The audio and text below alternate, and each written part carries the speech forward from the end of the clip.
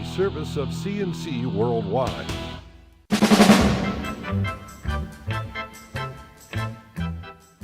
C&C Podcasts are a service of C&C News, and they're brought to you by the Greece Chamber of Commerce, providing more than 800 member companies with business solutions since 1984.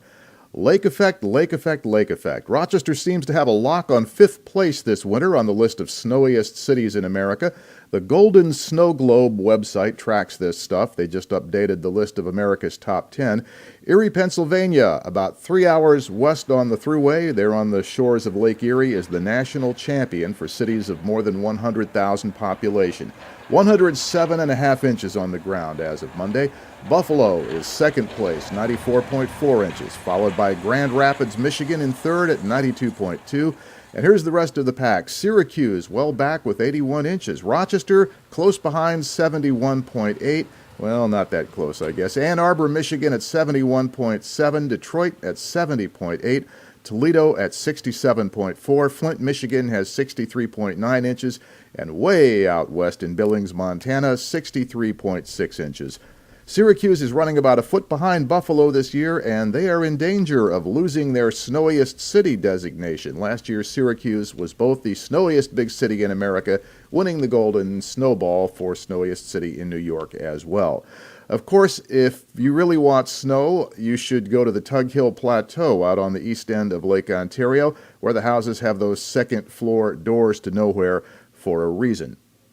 The State Board of Regents is delaying the controversial Common Core graduation requirements. They will vote on it on Thursday, but New York's top education authority says it is adopting several changes recommended by a work group set up to address all the statewide furor over adopting tougher standards on students and teachers.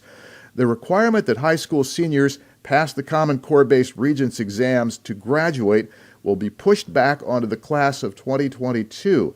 The class of 2017 will have to take them and thereafter, but they won't count for graduation until 2022. Students who struggle to meet the higher standards will get mandatory tutoring.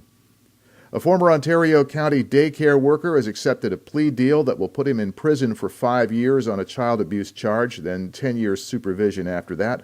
Sean Smith pleaded guilty on 2 counts of first-degree sexual abuse. He admitted he forced 2 young children to touch his privates. The incident happened at the Jack and Jill Child Care Center in Victor. Smith, who is 44, had worked there for 6 years as a child care aide. An alert mother picked up on some things her children said and blew the whistle on Smith. He'll be sentenced on March 19th. The University of Rochester and the Monroe County Health Department are warning people who visited Strong Hospital at the end of January that they may have been exposed to the measles.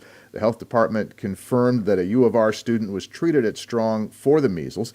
County health officials are warning that patients or visitors to the emergency department at Strong Hospital from about 10 o'clock on the night of January 31st to 9:45 on the morning of February 3rd could have been exposed. Now, persons who haven't had a measles shot or had the measles, if they're old enough, could be at risk for getting the disease. Strong Hospital is notifying the patients it knows were in the same areas as the infected student at the same time, and anyone who feels they may have been exposed and hasn't been immunized is advised to call their doctor.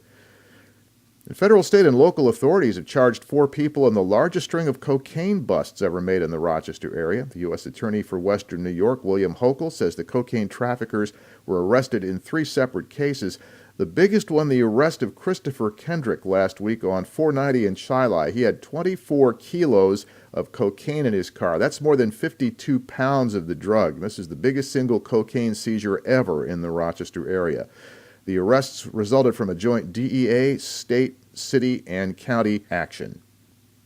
Your next C&C podcast is whenever you click on one of these C&C news pages and catch it. We post updates all the day as necessary, and I'm Bud Lowell, C&C News.